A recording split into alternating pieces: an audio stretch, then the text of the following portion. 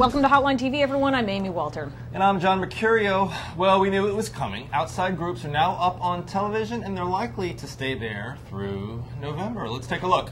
We're still fighting. We're still fighting, and today we're winning. Casualties are at an all-time low. Al-Qaeda in Iraq is decimated. The Iraqi army controls most of the country. These are the facts. They can't be ignored. We changed strategy in Iraq, And the surge worked. Now that's change we can believe in, We need to finish the job. we need to finish the job. no matter who is president.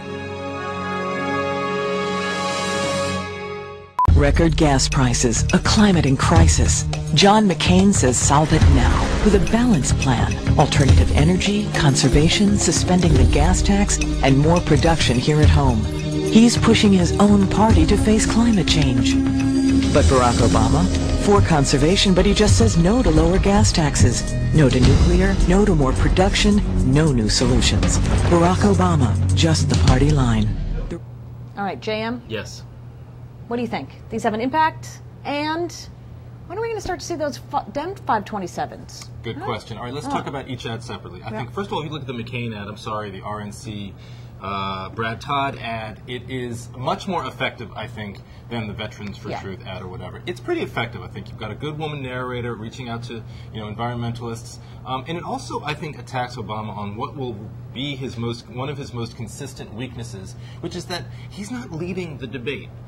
Say what you will about McCain, agree or disagree with McCain on offshore drilling, on The gas tax holiday. Right. Nuclear power plants.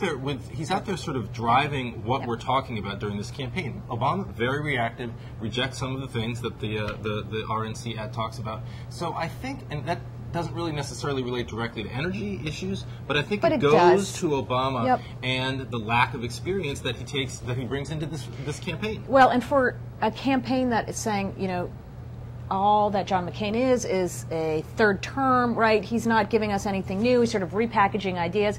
Energy, obviously, increasingly important issue for voters.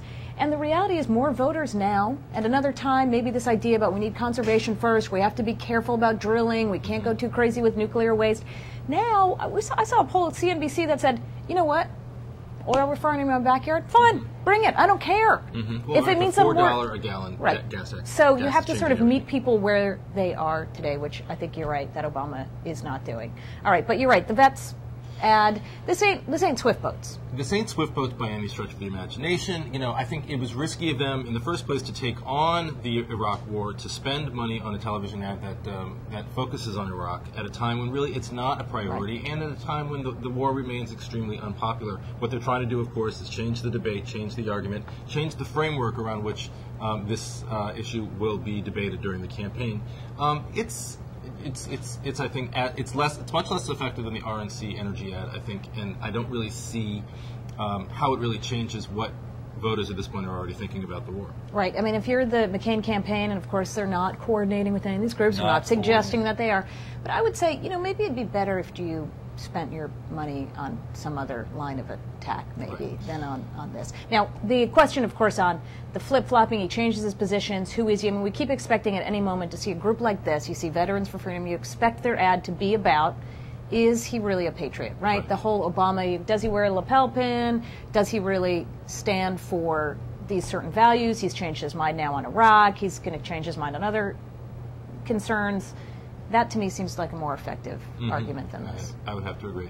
And when Democrats are going to start running them, look, I mean, Obama has made it very clear he wants no 527s, he wants no independent expenditures, he's taken over the DNC, he's rejecting the public financing. I think you're going to see, frankly, far fewer Democratic 527s this year. I think that's been clear for the past several weeks, ever since Obama rejected public financing. Well, I think you're going to see fewer 527s in general. I mean, the fact is the RNC is basically responsible for the McCain campaign. So I don't even know if I do not count them in the same category as Vets for Freedom or Swift Boats. They're independent expenditures.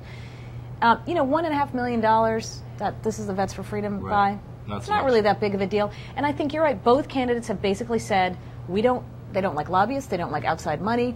They want to run their own campaigns. Everybody's watching both candidates sort of diss them publicly. I don't know if you're going to see anyone get in. Except that I think the difference is that, the Democratic 527s can can actually just sort of, they can comfortably sit back and let Obama run the debate with the money that he's going to be able to have. McCain is limited by the money that he can spend. That's true. Until those outside groups see that their issues aren't being discussed, then you'll see the rest go up. All right.